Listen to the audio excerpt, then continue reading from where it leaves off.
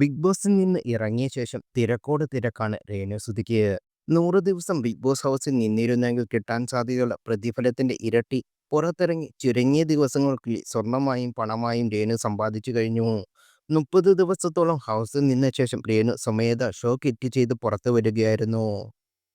ഷോയിൽ ഇനിയും തുടർന്നാൽ ഭർത്താവ് കൊല്ലം സുധിയുടെ മരണത്തിലുണ്ടായ ട്രോമയും ബുദ്ധിമുട്ടുകളും തിരിച്ചു വരുമെന്നും പിടിച്ചു നിൽക്കാൻ കഴിയുമില്ലെന്ന് പറഞ്ഞ് രേണു അറിയിച്ചതോടെയാണ് ബിഗ് ബോസും ഷോ ഹിറ്റ് ചെയ്യാൻ സമ്മതം നൽകിയത്.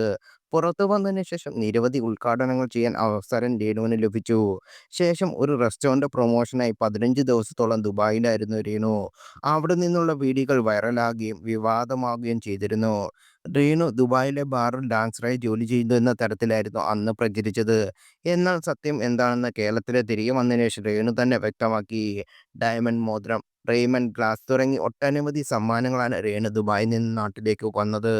രേണുവിന്റെ അടുത്ത ട്രിപ്പ് ബഹ്റിനിലേക്കാണ്. ആ യാത്രയും ഒരു റെസ്റ്റോറന്റ് പ്രൊമോഷനാണ്. ഇനി 10-15 ദിവസത്തോളം ബഹ്റിനിലായിരിക്കും രേണു.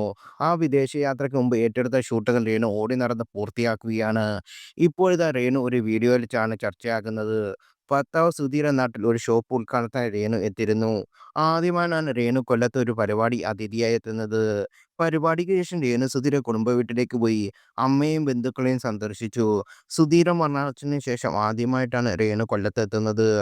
അതുകൊണ്ട് തന്നെ സുധീരുടെ അമ്മയെ കണ്ടതും അതുവരെ അടക്കി വെച്ചിരുന്ന സങ്കടവും വിഷമവും അണപൊട്ടി ഒഴുകി. ഇരുവരും കെട്ടിപ്പിടിച്ച് ഏറെ നേരം കരഞ്ഞു. ഒപ്പം സുധീരുടെ ഫോട്ടോയും മറ്റു ഓർമ്മകളും ഏറെ നേരം നോക്കിയിരുന്നു.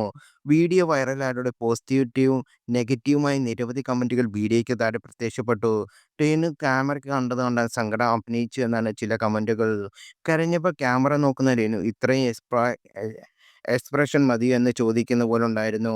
കരയുന്നതിനും ഇടയിലും ക്യാമറയ്ക്ക് ഫോക്കസ് കുറച്ചാണ് ചിന്ത. ഇടയ്ക്കിടെ ഏറെ കണ്ണിട്ട് നോക്കുന്നുണ്ട്. വീഡിയോ നല്ലതുപോലെ കിട്ടുന്നുണ്ടെന്ന് അറിയാൻ.